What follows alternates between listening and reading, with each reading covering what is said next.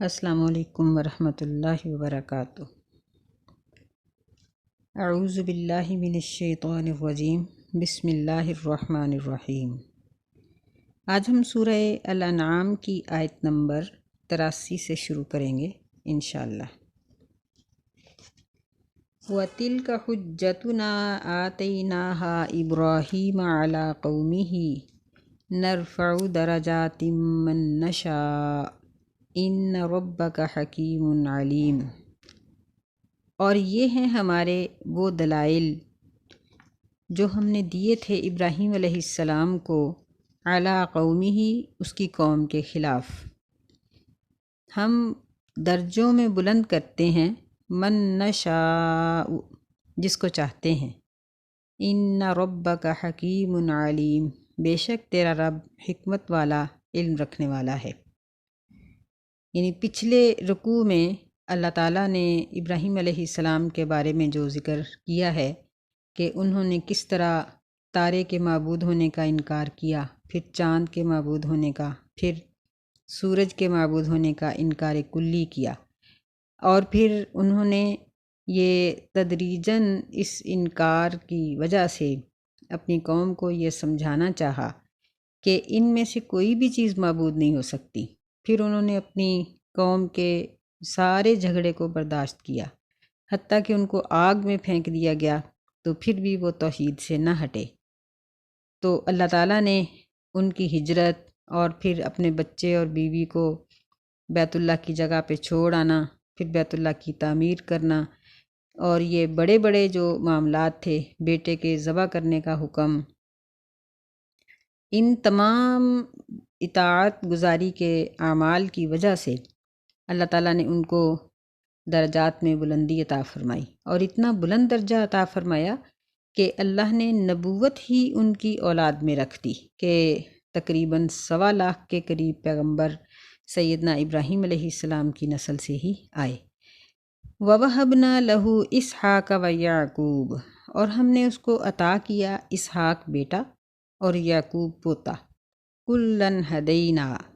ہم نے ہر ایک کو ہدایت دی۔ وَنُوحًا ہدینٰا مِن قبل، اور اس سے پہلے نوح علیہ السلام کو بھی ہم نے ہدایت دی۔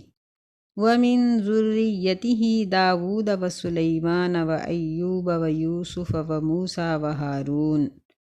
اور اس کی اولاد میں سے سیدنا داود علیہ السلام، سلیمان علیہ السلام، ایوب علیہ السلام، یوسف علیہ السلام اور موسیٰ علیہ السلام اور ہارون علیہ السلام تھے۔ وَكَذَلِكَ نَجْزِي الْمُحْسِنِينَ، اور اسی طرح ہم نیکی کرنے والوں کو اچھا بدلہ دیتے ہیں۔ یعنی اللہ تعالیٰ نے ان کے اوپر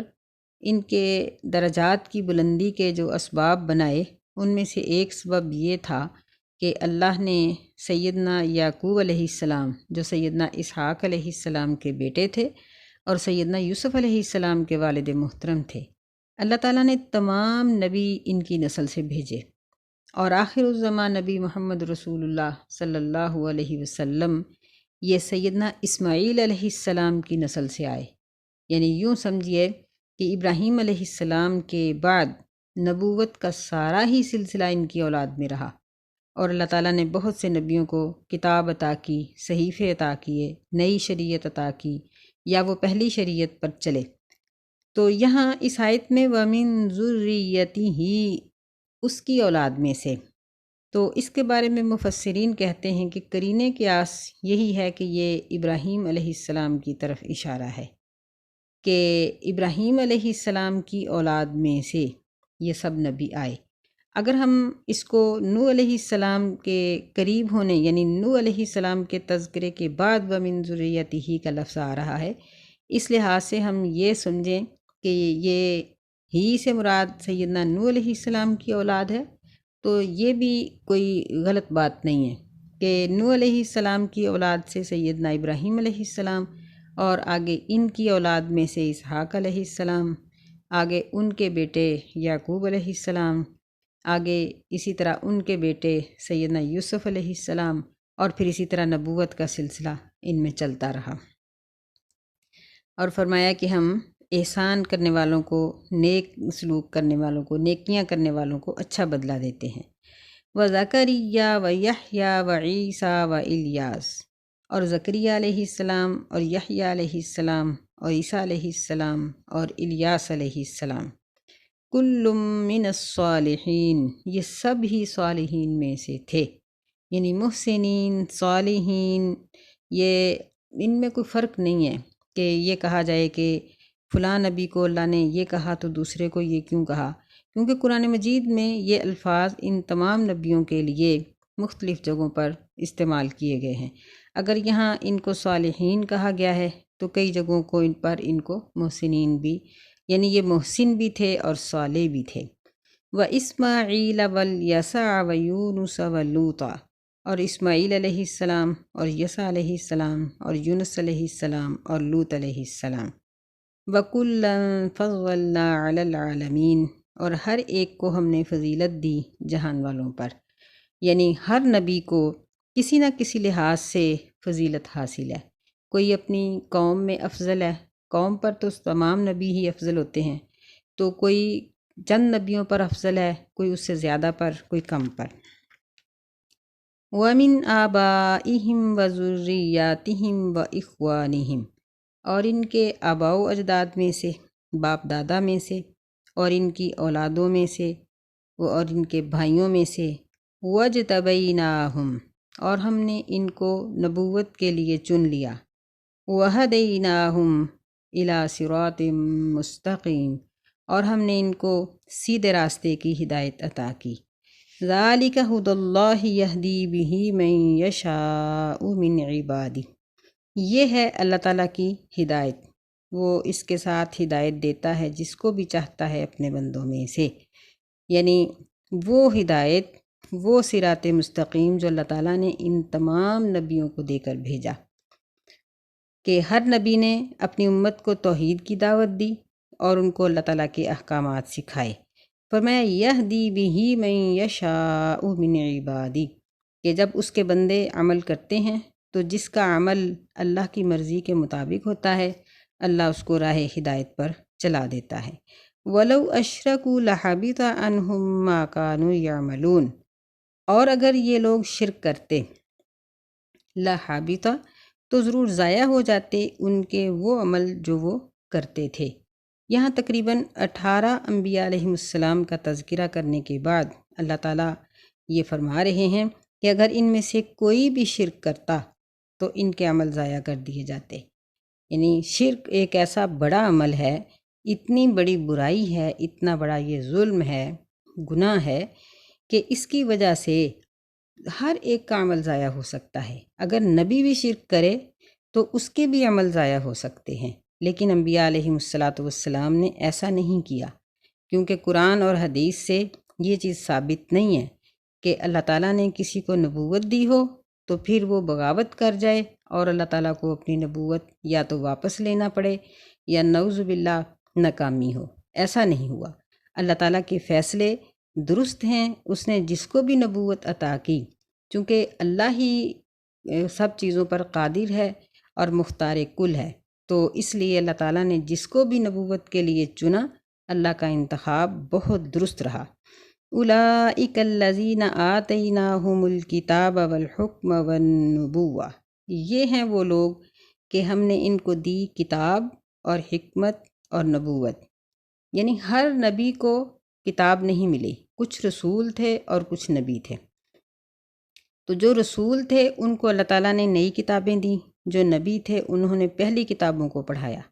تو یہ اللہ تعالیٰ کی عطا ہے۔ والحکمہ، حکمت سے مراد شریعت، اور یعنی ہر نبی کی حدیث، جس طرح نبی صلی اللہ علیہ وسلم کے فرامین حدیث کہلاتے ہیں، اس طرح ہر نبی کے جو اللہ کی طرف سے بتائے گئے مسائل نبی کی زبان میں بیان کیے گئے وہ حکم کے اندر آ گئے، حکمت کے اندر آ گئے۔ فَإِن يَكْفُرْ بِهَا هَؤُلَاءِ فَقَدْ وَكَّلْنَا بِهَا قَوْمًا لَيْسُوا بِهَا بِكَافِرِينَ۔ فَإِن يَكْفُرْ بِهَا، یہاں اللہ تعالیٰ مشرکین مکہ کو مخاطب کر رہے ہیں، پس اگر کفر کریں گے اس کے ساتھ یہ لوگ، فَقَدْ وَكَّلْنَا، پس تحقیق ہم نے مقرر کر رکھا ہے اس کے ساتھ ایسی قوم کو، لَيْسُوا بِهَا بِكَافِرِينَ، جو اس کے ساتھ انکار کرنے والے، کفر کرنے والے نہیں ہوں گے۔ یعنی اگر مشرکین مکہ نبی صلی اللہ علیہ وسلم کا ساتھ نہیں دیں گے تو اللہ تعالیٰ نے مدینے کے انصار اور مکہ کے مہاجرین کو یہ توفیق دی کہ انہوں نے دین کی سربلندی کے لیے اپنی تمام توانائیاں استعمال کی۔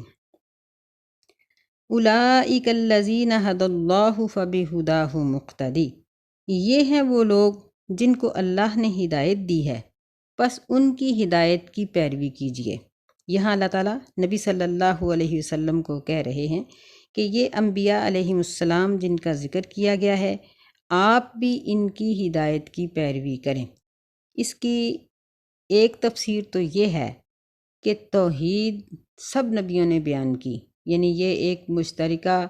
مضمون تھا ہر نبی کا کہ ہر نبی نے اپنی امت کو توحید کی تبلیغ کی اور اس کے بعد باقی مسائل جو تھے نا وہ بتائے۔ تو فرمایا کہ آپ بھی توحید میں انہی کے پیروکار ہو جائیں، جس طرح ان نبیوں نے توحید کی پیروی کی ہے آپ بھی کریں۔ ایک اس کی تفسیر یہ ہے کہ فَبِہُدَاهُ مُقْتَدِی، کہ اللہ تعالیٰ نے ان نبیوں کو ہدایت عطا فرمائی اور انہوں نے اپنی امت کی تمام مصیبتیں اور تکلیفیں جھیلیں، برداشت کی، لیکن انہوں نے نبوت میں اور اپنے فریضہ میں کمی نہیں آنے دی۔ آپ بھی انہی کے رستے پر چلیں، یعنی نبی علیہ الصلاۃ والسلام کو گویا ایک تسلی دی جا رہی ہے۔ تیسری تفسیر اس کی یہ ہے کہ اللہ تعالیٰ جب تک کسی بھی معاملے میں نیا حکم نازل نہیں کرتے تھے، نبی صلی اللہ علیہ وسلم پہلی نبوت کی تعلیم پر ہی عمل کیا کرتے تھے۔ اس کی کئی مثالیں اب بھی موجود ہیں کہ مثلاً نبی صلی اللہ علیہ وسلم نے قسامت کا جو طریقہ مقرر کیا ہے وہ اب بھی اسی طرح رائج ہے۔ قسامت کیا چیز ہے کہ مثلاً ایک شخص قتل ہو گیا، اب اس کے قتل کے کوئی بھی شواہد نہیں ہے، نہیں پتہ چل رہا کہ قاتل کون ہے، تو جو مقتول کے ورثاء ہیں ان کو کہا جائے گا کہ تم لوگ کس پر شک کرتے ہو۔ جس پر وہ شک کریں گے وہ لوگ 50 قسمیں کھائیں یا 50 آدمی اس طرح کے لے کے آئیں جو اللہ کی قسم کھا کر کہیں کہ یہ ہم نے کام نہیں کیا، یا مقتول کے وارث 50 قسمیں کھا کر یہ بات کہتے ہیں کہ انہی لوگوں نے قتل کیا ہے۔ تو یہ قسامت کا طریقہ یہ پہلی نبوت سے چلا آ رہا ہے اور اب تک ویسے ہی ہے۔ اسی طرح اور بھی بہت سے احکامات تھے جو نبی صلی اللہ علیہ وسلم پر نئی شریعت اترنے تک وہ رائج تھے، جس طرح سیدہ خولہ رضی اللہ تعالیٰ عنہ کا واقعہ 28ویں پارے میں آتا ہے کہ جب وہ کہہ رہی تھیں کہ میرے شوہر نے مجھے ماں کہہ دیا ہے تو اب یعنی کیا ہوگا، تو نبی علیہ السلام ان کو یہی کہہ رہے تھے کہ شریعت کا حکم اب تک یہی ہے، نیا حکم نازل نہیں ہوا۔ پھر اللہ تعالیٰ نے سورہ مجادلہ میں نیا حکم نازل کیا کہ اس کا کفارہ دے دیا جائے، تو نبی صلی اللہ علیہ وسلم نے پھر اس حکم کو بیان کیا۔ تو ایک تفسیر اس کی یہ بھی ہے کہ شریعت کی جو باتیں پہلی شریعت سے چلی آ رہی ہیں اور وہ ہماری شریعت کے ساتھ مطابقت رکھتی ہیں تو وہ ایسے ہی چلتی رہیں گی۔ ایک حدیث بھی آتی ہے، نبی صلی اللہ علیہ وسلم نے فرمایا کہ جو پہلی نبوت کی تعلیمات ہیں ان میں سے ایک بات یہ ہماری شریعت کے اندر بھی موجود ہے، وہ کیا ہے؟ فرمایا کہ اذا لم تستحی فاصنع ما شئت، کہ جب تمہیں شرم نہ آئے، یعنی کسی بھی مجرم کو یہ بات کہی جا رہی ہے کہ جب کسی بھی انسان کی شرم اتر جاتی ہے نا تو پھر اس کے لیے برائی سے رکاوٹ ڈالنے والی کوئی چیز نہیں ہوتی۔ یہ کلام پہلی نبوت کے کلام میں سے ہے۔ تو یہ بات بھی اللہ تعالیٰ یہاں فرما رہے ہیں کہ اولئک الذین ھدی اللہ، کہ ان تمام نبیوں کو اللہ نے ہدایت دی ہے، فبہداہ مقتدی، آپ بھی ان کی ہدایت کی پیروی کیجیے۔ قل لا اسألکم علیہ اجرا، کہہ دیجئے کہ میں تم سے اس پر کسی مزدوری کا سوال نہیں کرتا۔ ان ہوا الا ذکری للعالمین، نہیں ہے یہ قرآن مجید اور یہ احادیث کے احکامات مگر یہ سب نصیحت ہیں جہان والوں کے لیے۔ یعنی دنیا میں اللہ تعالیٰ نے جن لوگوں کو بھیجا ہے مسلمانوں کے لیے یہ باعث نصیحت ہیں، تو میں تم سے کسی مزدوری کا سوال نہیں کرتا۔ یعنی انبیاء علیہم السلام نے اللہ کا دین مفت میں پہنچایا، اور ہم دیکھ رہے ہیں کہ اب بھی اور الحمدللہ قیامت تک دین کی تعلیمات یا تو فری یا پھر بہت کم قیمت میں مل جاتی ہیں، لیکن افسوس ہے کہ لوگ اپنے دنیا کے فائدے کو دیکھتے ہوئے آخرت کے بیش بہا فائدے کو چھوڑ دیتے ہیں، اور دنیا کی تعلیم پر، جس کو تعلیم کہتے ہیں، حالانکہ اللہ کی نظر میں یہ تعلیم نہیں ہے، اس کے اوپر کروڑوں روپے ایک ہی بچے پر خرچ کر ڈالتے ہیں۔ فرمایا وما قدر اللہ حق قدره اذ قالوا ما انزل اللہ علی بشر من شیء، اور انہوں نے نہیں قدر کی اللہ تعالیٰ کی جس طرح قدر کرنے کا حق تھا جب انہوں نے یہ بات کہی کہ اللہ تعالیٰ نے کسی بشر پر کچھ بھی نہیں اتارا۔ قل من انزل الکتاب الذی جاء به موسیٰ نورا وہدی للناس، اے نبی صلی اللہ علیہ وسلم ان سے کہہ دو من انزل الکتاب، کس نے اتاری وہ کتاب جس کو موسیٰ علیہ السلام لے کر آئے، نورا وہدی للناس تجعلونہ قراطیس،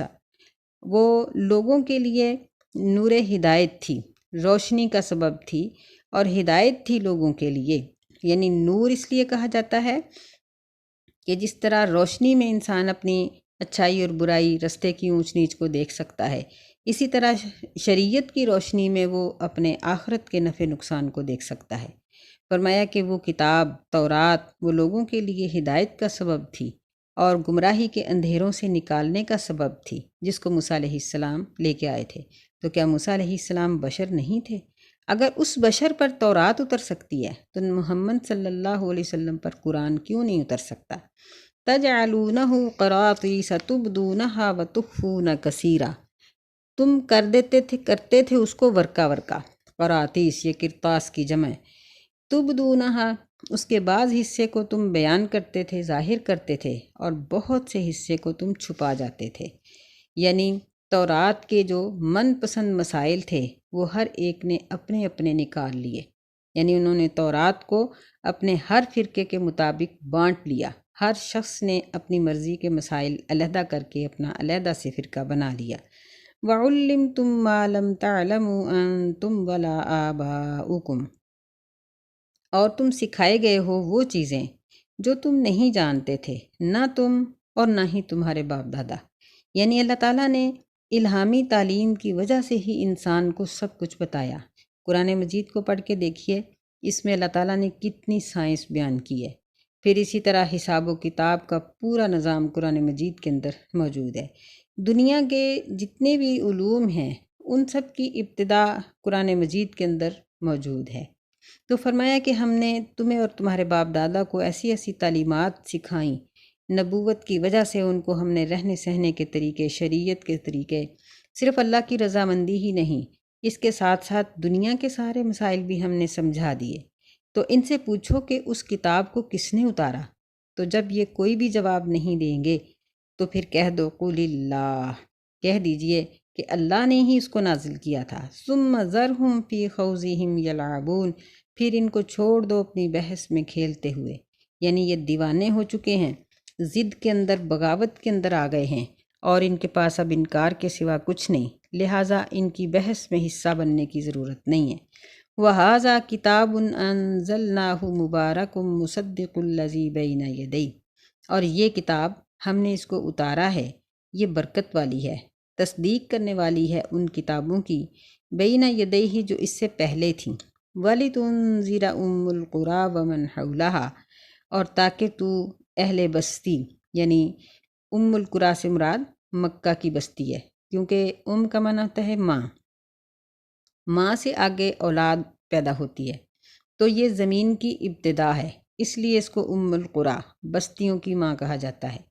فرمایا کہ بستی والوں کو ڈراؤ، اصل بستی والوں کو، ومن حولہا، اور اس کے ارد گرد رہنے والوں کو ڈراؤ۔ یعنی قرآن مجید کو اللہ نے اتارا، اور یہ کتاب پہلی تمام کتابوں کی تصدیق کرتی ہے، اور یہ پوری دنیا کے لیے ہے۔ والذین یؤمنون بالآخرۃ یؤمنون بی، اور جو لوگ آخرت پر ایمان لاتے ہیں وہی اس پر ایمان لاتے ہیں۔ وہم علی صلاتہم یحافظون، اور وہ اپنی نمازوں کی حفاظت کرتے ہیں۔ یعنی یہ سب چیزیں شرط مشروط ہیں، سلسلہ ہیں، کڑی ہیں۔ یہ نہیں ہو سکتا کہ ایک شخص آخرت کا منکر ہو تو قرآن پر ایمان لائے، یا قرآن کا منکر ہے تو آخرت پر ایمان لائے، یا اس میں یہ دونوں چیزیں نہیں ہیں تو پابندی سے نماز پڑھنے والا ہو؟ نہیں، یہ سب چیزیں آپس میں لازم ملزوم ہیں۔ تو اس لیے ساری چیز جب انسان ایمان لائے گا تو اس کے اندر یہ تمام صفات آ جائیں گی۔ تو اس میں اللہ تعالیٰ نے تمام امتوں کو صرف قرآن مجید پر ایمان لانے اور اس کو قبول کرنے کا حکم دیا ہے کہ قرآن کی موجودگی میں اگر پھر بھی وہ تورات، انجیل، زبور یا ان صحیفوں کو مانیں گے اور ان پر عمل کریں گے اور قرآن کا انکار کریں گے تو یہ لوگ مسلمان نہیں ہو سکتے۔ مسلمان ہونے کے لیے ضروری ہے کہ وہ جہاں بھی جس جگہ بھی رہتا ہے وہ قرآن کو پڑھے، قرآن پر عمل کرے، نبی علیہ السلام کا کلمہ پڑھے، اسی میں نجات ہے، اس کے علاوہ کسی اور چیز میں نجات نہیں ہے۔ اللہ ہمیں دنیا اور آخرت میں نجات کا راستہ سنبھالنے کی توفیق عطا فرمائے۔ السلام علیکم ورحمۃ اللہ وبرکاتہ۔